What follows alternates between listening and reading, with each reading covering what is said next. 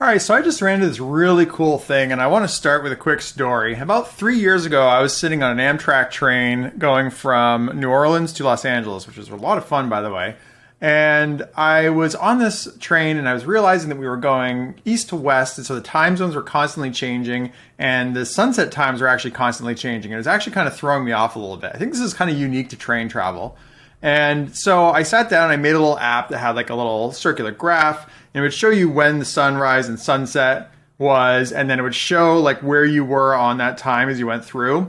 And you could actually watch it move as you were sitting on the train, and you could keep track of these things. And it was really nice for me. Now, the problem with that app is that you had to ask for location permissions because of the way the iOS is set up now. And so I just kind of put it away, didn't really think much of it. But then today, I ran into something really cool called ipapi.com, and they have this free endpoint, which is ipapi.com/JSON.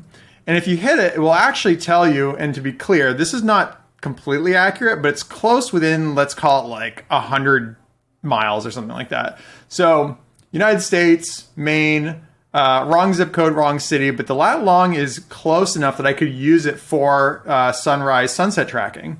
So what's really cool about that is that, there's one other thing. You can obviously hit this in your browser. And then if you look at their website, they have this really neat thing here that says, where is it? Do I need an API key for the free endpoint?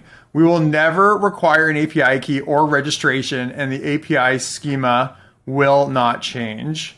So I think that's really cool. It's a free, useful endpoint that does exactly what it says it's going to do. It's never going to change, and it's always going to be free. And I haven't looked into what their professional tier services are, but I just think that's really awesome. So let's bring that to today. Now I can put this little endpoint in all of my apps to add little sunrise, sunset features to them, which is something that I'm really excited for. So I just want to share this with everybody because I thought it was a really neat thing, and I hope that you enjoyed it.